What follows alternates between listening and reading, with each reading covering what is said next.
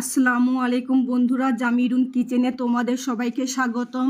আজ আমি লাউ পুঁই শাক মাছের মাথা দিয়ে ঘন্ট তৈরি করব। লাউ পুঁই শাক কেটে ধুয়ে নিয়েছি, মাছও ধুয়ে নিয়েছি।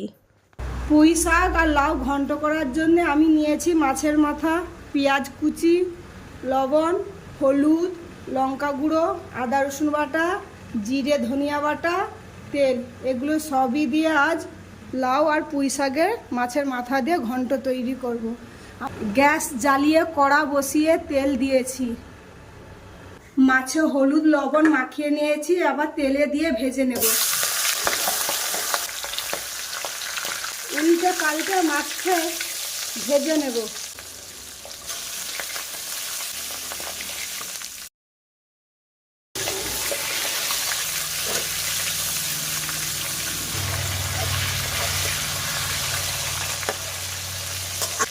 খুব সুন্দরভাবে ভেঙে নিয়েছি, আবার তুলে নেব। এবার ফোড়ন দেব, 5 ফোড়ন। ফোড়ন দিয়েছি, আবার দেব পেঁয়াজ কুচি। পেঁয়াজ কুচি দিয়ে একটু ভেজে নেব। তারপর দেব আদা রসুন বাটা, হলুদ গুঁড়ো, লঙ্কা গুঁড়ো, আর অল্প জল দিয়ে মশলাকে ভালো করে কষে নেব। মশলা থেকে তেল বাড়িয়ে গেছে, আবার সবজি দেব। সবজি আর মশলাকে কিছুক্ষণ কষে নেব।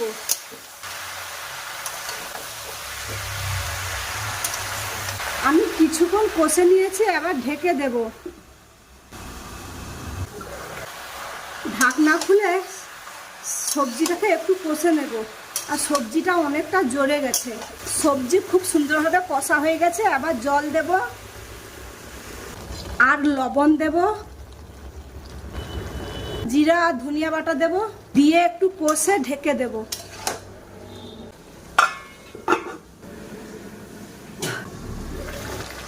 মাঝে একবার ঢাকনা খুলে সবজিকে একটু কষে নেব। সবজি খুব সুন্দরভাবে কষা হয়ে গেছে, আবার জল দিয়ে ঢেকে দেব।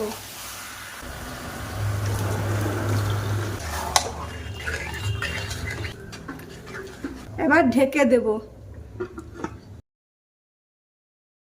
ভেজে রাখা মাথাগুলো দিয়ে দেব।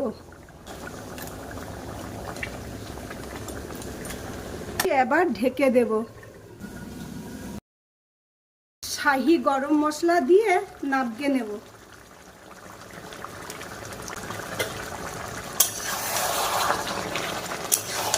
তো সুন্দর পুঁই শাক আর লাউ আর মাছের মাথা দিয়ে ঘন্ট হয়ে গেছে। আপনারাও বাড়িতে রান্না করে খাবেন, দেখবেন খুবই ভালো লাগবে। যেটা আমি বাড়িতে খাই সেটাও আপনাদেরকে আমি দেখাই।